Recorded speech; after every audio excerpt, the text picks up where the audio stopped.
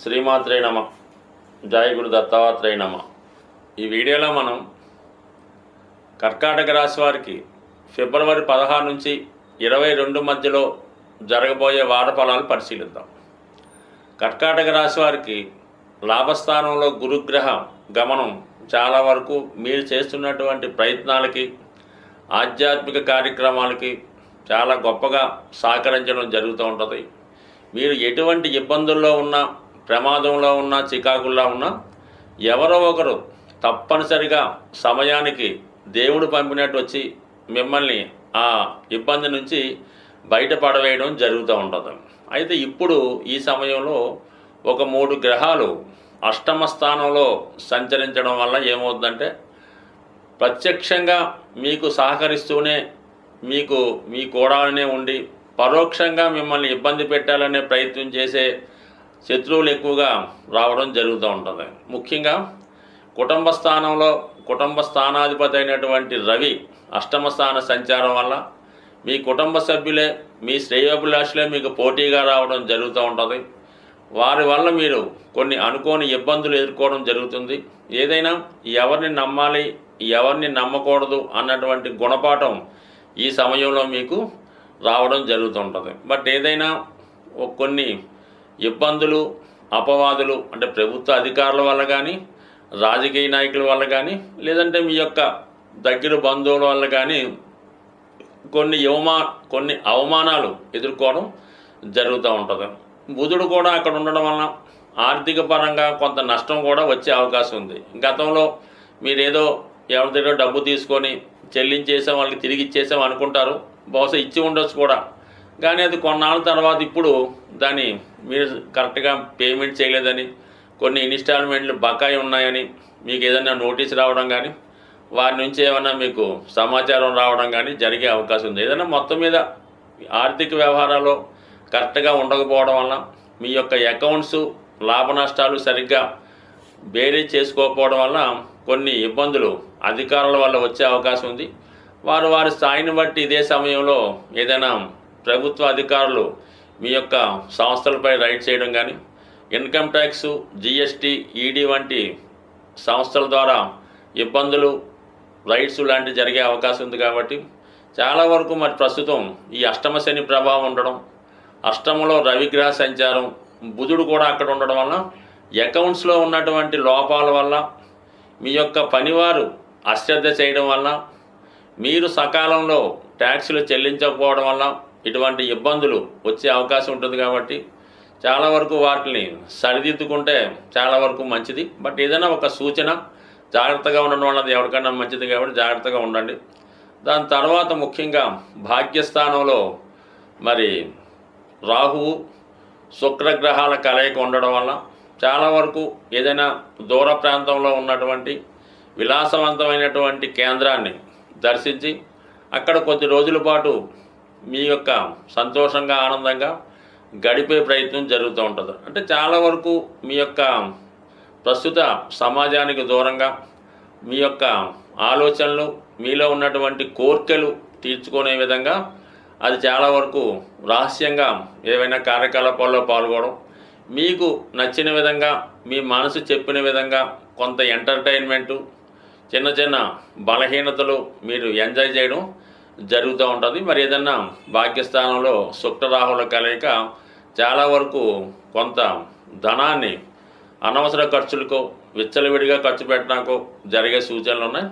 అందువల్ల ఏంటంటే అది ఓకే, అది కరెక్ట్, ఇబ్బంది ఏం లేదు. కానీ కేవలం ఈ అష్టమ శని ప్రభావం వల్ల ఏంటంటే ఏదైనా అవమానం జరిగే అవకాశం ఉన్నది. ఏదన్నా మీరు వెళ్ళరాని చోటుగా వెళ్ళి ఏదో అక్కడ ఏదో కొద్దిగా ఎంటర్టైన్మెంట్లో ఏ కార్డ్స్ లాంటివి ఆడటం వల్ల ఏదైనా పోలీస్ రైడ్స్ పట్టుబడటం కానీ, ఈ ఇన్కమ్ ట్యాక్స్ విషయాల్లో ఈ పోలీస్ రైడ్స్ రావడం కానీ, ఇటువంటి కొన్ని అనుకోని ఇబ్బందులు జరగడం వల్ల ధనం నష్టపోవడం కన్నా ఈ పరువు పోవడం అనేది చాలా వరకు ఇబ్బంది. కాబట్టి మరి ఈ రెండు కూడా మీకు అటువంటి సిచ్యువేషన్ చెప్తున్నాయి. కాబట్టి 99% సున్నిత మనస్కులైనటువంటి ఈ కర్కాటక లగ్నం లేదా కర్కాటక రాశి వారు ఇతరుల ప్రలోభం వల్ల, అంటే ఏ ఫ్రెండ్షిప్ వల్ల, ఏ కారణం వల్ల వాళ్ళు మిమ్మల్ని ఆహ్వానించడం వల్ల వారి మాట మీరు కాదనలేక అటువంటి వాటిలో పాల్గొనే సూచనలు ఉన్నాయి. కాబట్టి చాలా వరకు మొగమాటాన్ని తగ్గించుకొని అటువంటి చోట్లకి వెళ్లకుండా ఉండడం మంచిది. ప్రభుత్వానికి చెల్లించినటువంటి పన్నులు, ట్యాక్సులు వగైరా చెల్లిస్తే మీకు ఏ విధంగా ఇబ్బంది అయితే ఉండదు. దానివల్ల మీకు ఇంకా నేమ్ అండ్ ఫేము, ఆదాయం కూడా పెరిగే అవకాశం ఉంది. స్వస్తి.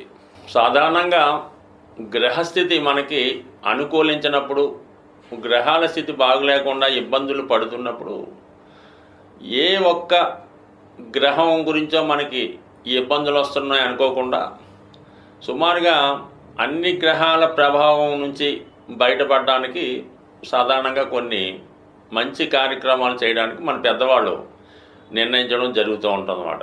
కామన్గా ఏమవుతారంటే ఇది ఏలినాటి శని జరుగుతుంది, కేవలం ఆ శివాలయంలో నవగ్రహాల దగ్గరికి వెళ్ళడం, ఆ శని భగవానుడి ఏదో కొద్దిగా అభిషేకం ఏదో చేసి రావడం జరుగుతుంటుంది. ఎప్పుడన్నా సరే మీరు 9 గ్రహాలని సమానంగా పూజించి పర్టికులర్గా ఒక గ్రహం ఇబ్బంది అంటే పెళ్ళి అవ్వడం లేదు కుజ భగవానుడు, ఉద్యోగం రావట్లేదు శని భగవానుడు, ఆరోగ్యం సరిగ్గా లేదు సూర్య భగవానుడు, ఈ విధంగా గ్రహాలకి మీరు విధి విధానంగా పూజ చేస్తూ మిగతా 9 గ్రహాలకు కూడా తగు విధంగా ఉపచారాలు చేసినప్పుడు మాత్రమే ఆ గ్రహ ఫలితం రావడం జరుగుతుంది.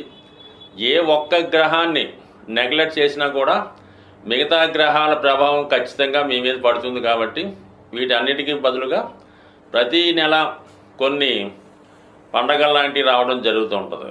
అందులో మాస శివరాత్రి, ఏకాదశి, సంకష్ట చతుర్థి మొదలగునవి వస్తుంటాయి.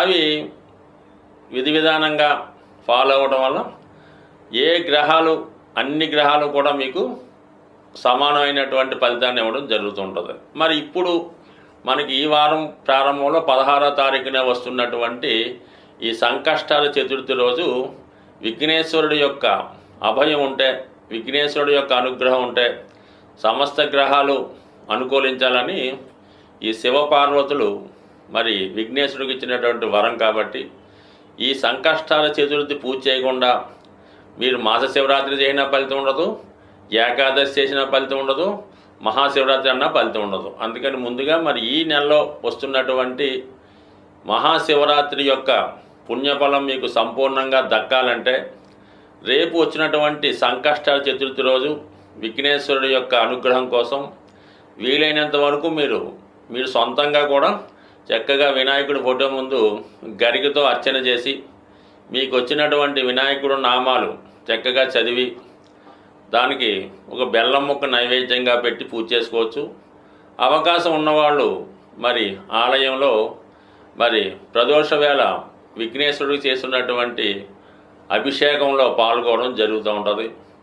ఎవరైతే సౌభాగ్యం కోసం ప్రయత్నం చేస్తున్నారో, పెళ్లి కోసం ప్రయత్నం చేస్తున్నారో వాళ్ళు మరి స్వామివారికి గంధం నీళ్ళతో కానీ పశువు నీళ్ళతో కానీ అభిషేకం చేయడం వల్ల, మరి ధనం కోసం ప్రయత్నం చేస్తున్నవారు చెరుకు రసంతో కానీ పాలతో కానీ తేనెతో కానీ అభిషేకం చేయడం వల్ల, మరి ముఖ్యంగా ఆరోగ్యం కోసం చేస్తున్నవారు ఇప్పుడు వస్తున్నటువంటి నలుపు రంగు ద్రాక్ష పళ్ళు రసంగా చేసి వాటిని అభిషేకంగా చేయడం వల్ల కానీ, ఏదైనా ప్రతి అభిషేకానికి ఒక ప్రత్యేకమైన ఫలితం ఉంటుంది. ఏదైనా ఇందులో భక్తి ఇంపార్టెంటు. చక్కగా మరి సంకష్టాల చతుర్థి రోజు సాయంకాలం పూట అభిషేకంలో పాల్గొని చక్కగా స్వామివారిని ఆశీర్వచనాలు పొంది ఇంచుమించుగా రోజంతా కూడా చాలా నియమంగా ఉండడం వల్ల మరి యొక్క ఆయన అనుగ్రహం ఖచ్చితంగా పొందుతారు. దీని తర్వాత వచ్చే మహాశివరాత్రి రోజు మీరు ఏదైనా ఒక టెంపుల్లో ఎక్కడన్నా సరే ఒక శివలింగాన్ని దర్శించుకొని ఆ స్వామికి విధి విధానంగా అభిషేకం చేసుకోవడం వల్ల, దర్శనం మాత్రం చేత కేవలం చిన్న నామంతో సంతృప్తి చెందినటువంటి గొప్ప దైవం మరి రెండు కూడా ఈ నెలలో మీకు ఈ గ్రహ దోషాల నుంచి బయటపడడానికి ఉపయోగపడుతున్నాయి. కాబట్టి చేసుకున్న వాళ్ళకి చేసుకున్నంత ఏదైనా భక్తి శ్రద్ధ ఇంపార్టెంటు. బట్ ఏదైనా చక్కగా దైవానుగ్రహం పొందాలంటే ఈ మాఘమాసం మించింది లేదు, అందులో మహాశివరాత్రి మించింది లేదు. అందుకే జన్మానికి ఒక శివరాత్రి అంటే ఏంటి అర్థం? మన జన్మలో ఒక్క శివరాత్రిలో చక్కగా ఒక శివరాత్రి రోజు నియమంగా ఉంటూ ఆ పరమేశ్వరుని దర్శించుకోవడం వల్ల చక్కని ఫలితం పొందడం జరుగుతుంది. స్వస్తి.